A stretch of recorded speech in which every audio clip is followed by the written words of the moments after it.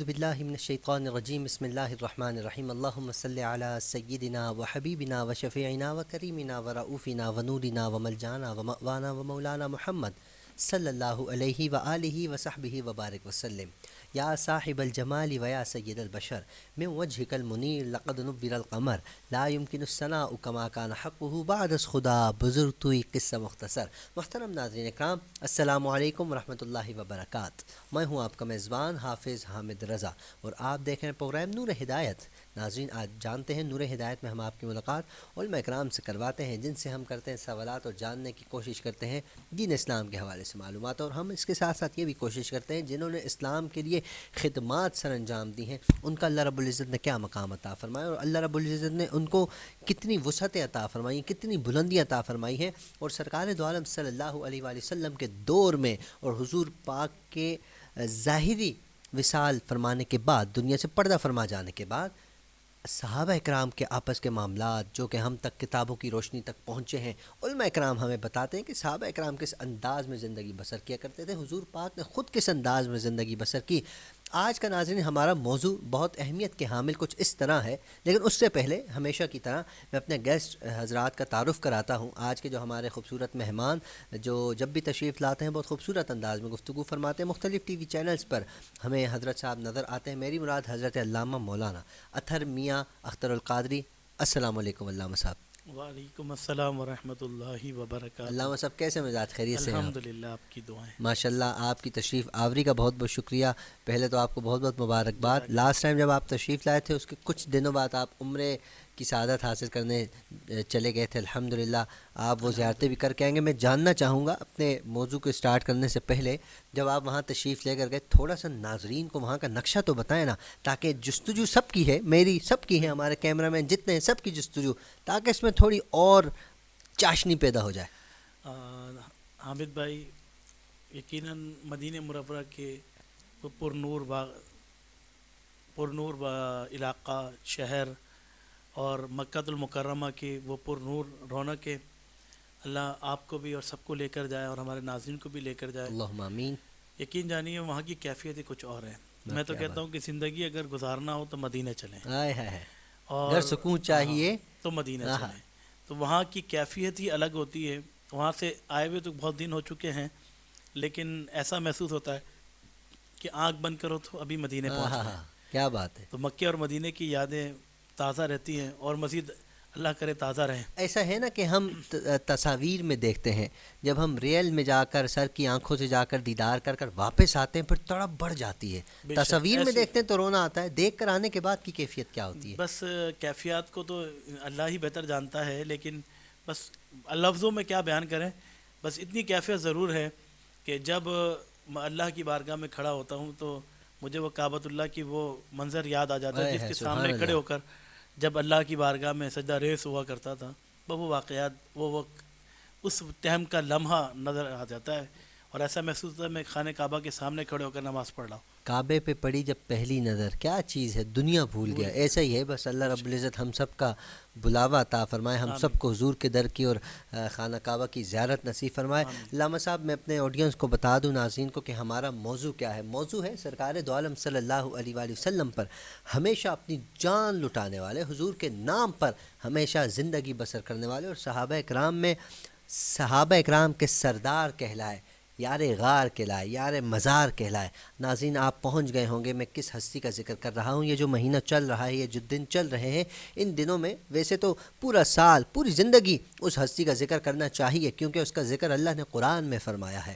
وہ ہستی ہیں یار غار، یار مزار، سیدنا ابو بکر صدیق رضی اللہ تعالیٰ عنہ، جنہیں عتیق کا لقب بھی دیا گیا ہے، اور اس کے علاوہ سرکار دو عالم صلی اللہ علیہ وآلہ وسلم سے بڑی محبتوں کا اظہار ہے سیدنا صدیق اکبر کا، اور حضور پاک کا سیدنا صدیق اکبر سے۔ اس پر ہم علماء اکرام سے جانیں گے۔ آج کا ہمارا موضوع بھی یہی ہے، ایک پروگرام پہلے بھی میں اس پر کر چکا ہوں۔ آج ہم جانیں گے کہ جب سیدنا صدیق اکبر رضی اللہ تعالیٰ عنہ خلافت کے بعد، حضور پاک صلی اللہ علیہ وسلم کے ظاہری وصال کر جانے کے بعد، پردہ فرمانے کے بعد، کیا معاملات پیش آئے، کتنی مشکلات پیش آئیں، کس طرح انہوں نے مسلمانوں کو اکٹھا کیا، کس طرح قرآن مجید و فرقان حمید کے حوالے سے بھی ہم کوشش کریں گے، گفتگو کریں گے۔ اچھا حضرات، ارشاد فرمائیے گا، خلافت کے بعد اگر ہم بات کرتے ہیں سیدنا صدیق اکبر رضی اللہ تعالیٰ عنہ کی خلافت کے بعد کن کن مسائل کا سامنا رہا ہے، ارشاد فرمائیے گا۔ بسم اللہ الرحمن الرحیم والذی جاء بالصدق وصدق به اولئک هم المتقون صدق اللہ العظیم وصدق رسولہ النبی الکریم۔ حامد بھائی، سب سے پہلے آپ کو مبارکباد اور نور ہدایت کی تمام ٹیم کو بہت بہت مبارکباد ہو شکریہ۔ کہ گزشتہ کئی مہینوں سالوں سے الحمدللہ آپ لوگوں تک دین کی صحیح معلومات فراہم کرنے کی کوشش کر رہے ہیں۔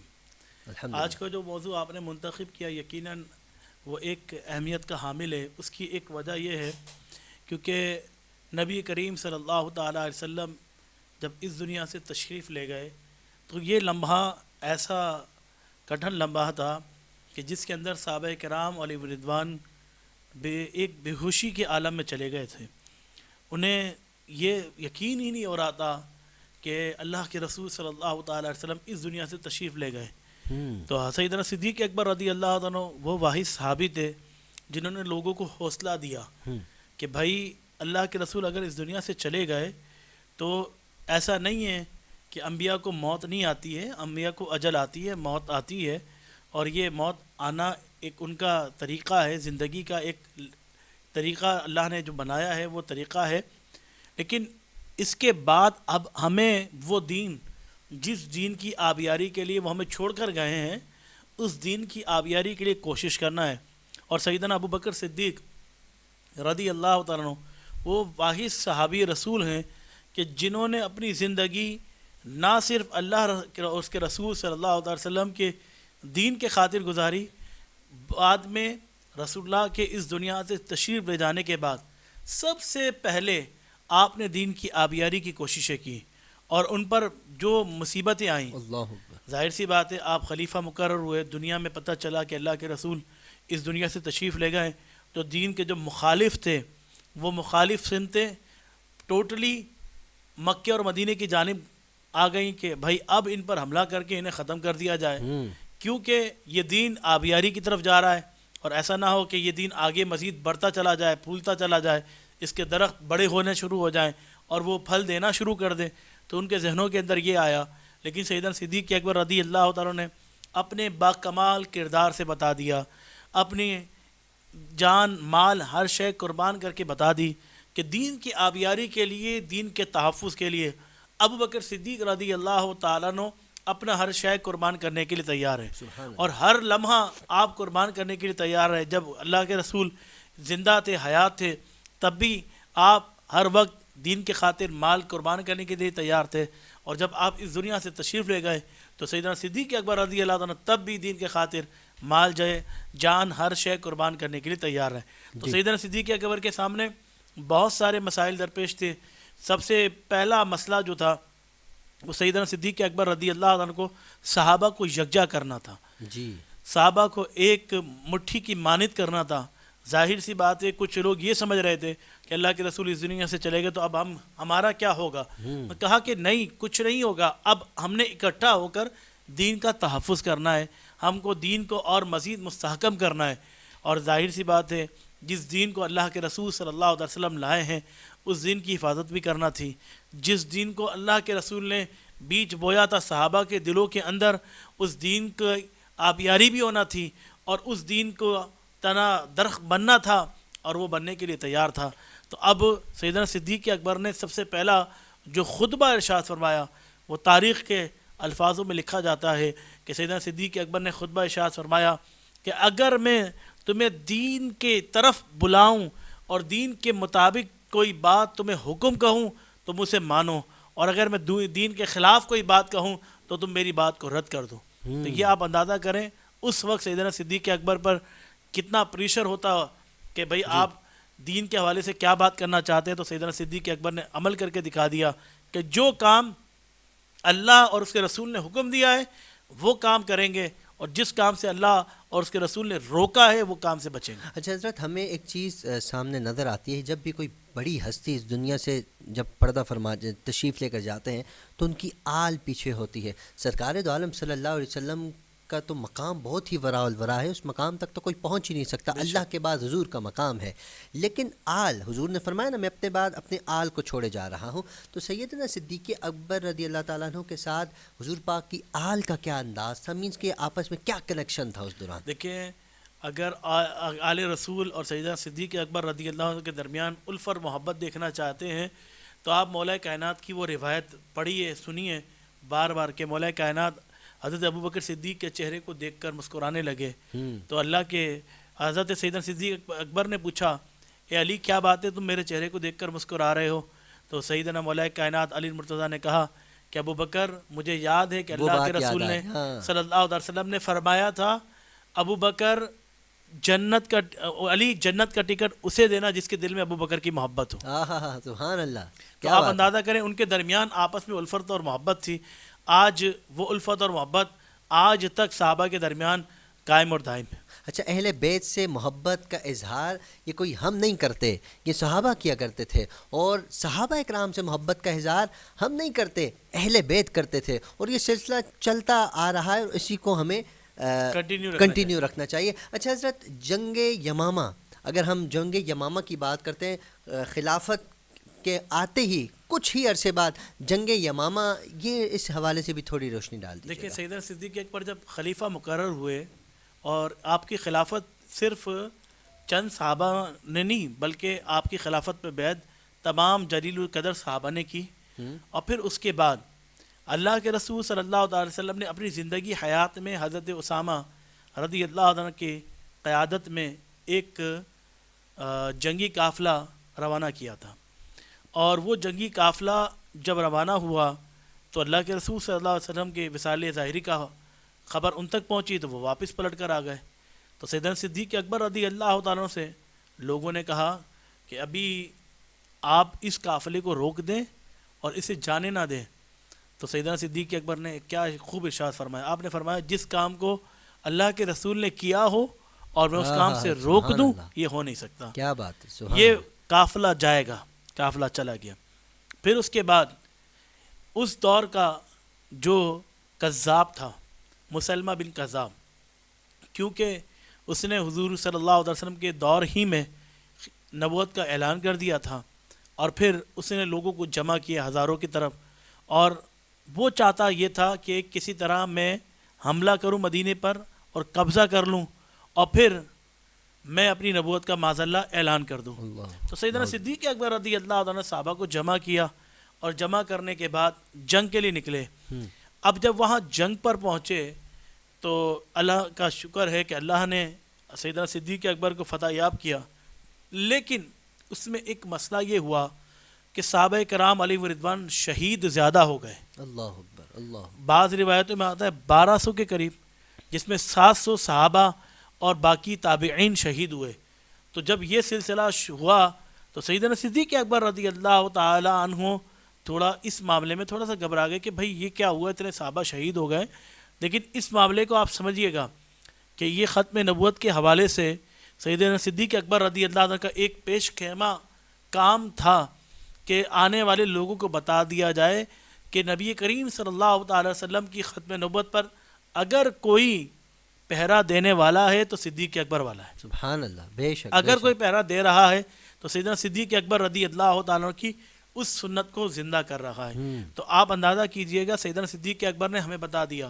اور یہاں ایک اور بات آپ کو بتاتا چلوں کہ دیکھیں اجماع امت اور اجماع صحابہ جی اسی بات پر ہے کہ نبی کریم صلی اللہ تعالیٰ علیہ وسلم آخری نبی ہے۔ بے شک۔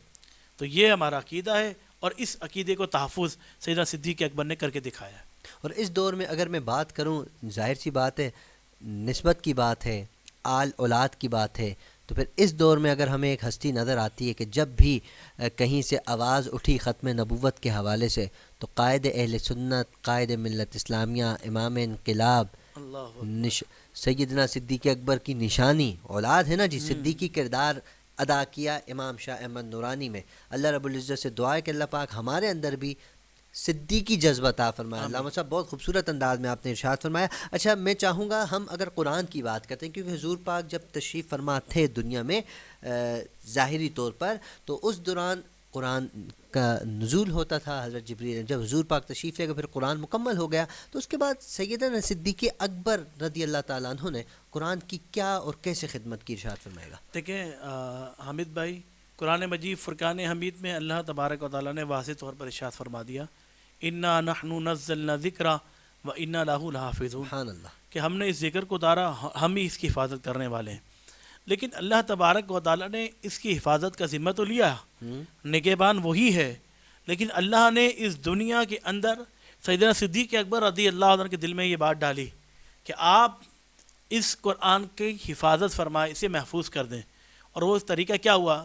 کیونکہ اللہ کے رسول کے دور کے اندر صحابہ کرام علیہ رضوان مختلف وقتوں میں، مختلف لمحات میں جب آیت مبارکہ کا نزول ہوتا تو اللہ کے رسول فرماتے ہیں کہ یہ والی آیت، یہ والی آیت، یہ والی آیت ہیں۔ اب کوئی صحابی سنتا، کوئی نہیں سن پاتا، کوئی سنتا، کوئی نہیں سن پاتا۔ تو اس دور کے اندر جب قرآن مجید فرقان حمید کو لکھا جا رہا تھا، جو کاتبین وحی تھے، موجود تھے، وہ لکھتے تھے تو کوئی کھجور کی چھال پہ لکھتا تھا، کوئی پتوں پہ لکھ لیا کرتا تھا، کوئی ہڈیوں پہ لکھ لیا کرتا تھا، کوئی پتھروں پہ لکھ لیا کرتا تھا۔ تو مختلف اطوار میں مختلف طریقوں سے قرآن مجید فرقان حمید کی آیات مبارکہ کو جمع کیا گیا۔ ٹھیک ہے۔ اب کچھ ایسے بھی تھے صحابہ، جب رسول اللہ فرماتے تھے ان کو سماعت کرتے تھے، انہیں یاد ہو جاتی تھی، اور کچھ صحابہ ایسے تھے کہ جو لکھ لیا کرتے تھے۔ اب جب جنگ یمامہ ہوئی تو جنگ یمامہ کے بعد کیونکہ جو صحابہ شہید ہوئے ان میں اکثریت حفاظ تھے، تو حضرت عمر رضی اللہ عنہ نے سیدنا ابوبکر صدیق رضی اللہ عنہ کے گوش گزار کیا، عرض کیا حضور ایک کام کر لیجئے کہ آپ قرآن مجید فرقان حمید کو ایک جگہ جمع فرما دیجیے۔ یہ حضرت عمر فاروق رضی اللہ تعالیٰ جی انہوں نے مشورہ دیا، صحیح ہے۔ اب اس مشورے کے حوالے سے سیدنا صدیق اکبر رضی اللہ تعالیٰ نے پہلے منع فرما دیا، کہا کہ میں وہ کام کیوں کروں جو اللہ کے رسول نے نہیں کیا۔ اب یہ محبت کا اظہار ہے، جی یہ بڑی محبت کا اظہار کیا سیدنا صدیق اکبر رضی اللہ عنہ نے۔ اب جب واپس آپ جب یہ جنگ کا معاملہ ہوا، پھر اس کے بعد دوبارہ آپ نے یہی بات ارشاد فرمائی، تو سیدنا صدیق اکبر رضی اللہ عنہ نے دوسرے دن حضرت عمر فاروق رضی اللہ عنہ سے کہنے لگے، اے عمر جو تمہاری بات تھی اللہ نے میرے دل میں بٹھا دی، اور اب میں چاہتا ہوں کہ قرآن مجید فرقان حمید کو جمع کیا جائے۔ اور پھر اس کے لیے دو صحابہ کرام علیہ رضوان کو جمع کیا اور کہا کہ آپ قرآن مجید فرقان حمید کو جمع کریں۔ اور جمع کرنے کا طریقہ یہ تھا کہ انہیں مدینے میں نہیں رکھا، انہیں مدینے سے باہر رکھا، اور کہا کہ آپ مدینے سے باہر اکیلے بیٹھ کر اس پر کام کریں، جو آپ کے لیے جو آیاتیں آتی جائیں آپ اس کی تصدیق کرتے رہیں اور اسے دیکھتے رہیں، اور تصدیق کرنے کے بعد اس کے بعد قرآن میں اس کو شامل کریں۔ تو پھر جو جو آیتیں لے کر آتا رہا، جس طرح کوئی ہڈی پہ لکھی ہوئی ہوتی تھی، کوئی پتھر پہ لکھی ہوئی ہوتی تھی، یا کسی اور شے پہ لکھی ہوتی تھی، وہ لا کے جمع کرتے گئے، اور وہ ساری جمع ہو کر حضرت ابوبکر صدیق رضی اللہ عنہ نے اسے جمع فرمائی، حضرت ام سلمہ رضی اللہ عنہ کے پاس رکھوائی کہ آپ اسے رکھیں تاکہ قرآن ایک جگہ جمع ہو جائے۔ تو یہ سیدنا صدیق اکبر رضی اللہ عنہ کا ایک عظیم کارنامہ ہے خلافت کے بعد کہ آپ نے یہ کام ارشاد فرما کرا، جس کی وجہ سے آج قرآن مجید فرقان حمید ہمیں اس حالت میں ملتا ہے۔ جی یہ جو آج ہمیں قرآن مجید اس حالت میں ملتا ہے، اس کا سب سے مینس کہ اسٹارٹنگ جو ہے، شروعات جی سیدنا صدیق اکبر نے کی، اور حضرت عثمان غنی رضی اللہ عنہ کے دور میں یہ ہوا کہ سیدنا عثمان غنی رضی اللہ تعالی عنہ نے اسے ایک قرأت پر جمع کیا، جو قرأت کے ساتھ ہم قرآن پڑھتے ہیں۔ جی سبحان اللہ۔ علامہ صاحب بہت بہت شکریہ، آپ نے بہت خوبصورت انداز میں، وقت ہمارے پاس بہت مختصر سا ہوتا ہے لیکن آپ کی گفتگو اتنی جامع تھی کہ جی چاہتا ہے سنتے چلے جائیں، اور آپ کی گفتگو سے بہت کچھ سیکھنے کو ملا۔ یقیناً ہمارے ناظرین کو بھی بہت کچھ سیکھنے کو ملے گا، جو سیدنا صدیق اکبر سے محبت کا اظہار کرتے ہیں یقیناً قیامت والے دن سیدنا صدیق اکبر کے ساتھ ہوں گے، اور سیدنا صدیق اکبر جو اس وقت جہاں موجود ہیں سرکار کے ساتھ، قیامت میں بھی سرکار کے ساتھ ہوں گے۔ اللہ رب العزت ہمیں بھی اسی طرح محبت کا اظہار کرنے کی توفیق عطا فرمائے۔ انشاءاللہ امید کرتے ہیں علامہ صاحب آپ آئندہ بھی تشریف لائیں گے، ہم آپ سے گفتگو کریں گے۔ ناظرین پروگرام کا وقت اختتام کی جانب ہے، ہمیشہ کی طرح آپ سے گزارش ہے اپنا، اپنے اہل و عیال، اپنے پڑوسی، اپنے رشتہ دار سب کا خیال رکھیے۔ وینس ٹی وی کی پوری ٹیم کو اپنی خصوصی دعاؤں میں یاد رکھیے۔ السلام علیکم ورحمۃ اللہ وبرکاتہ۔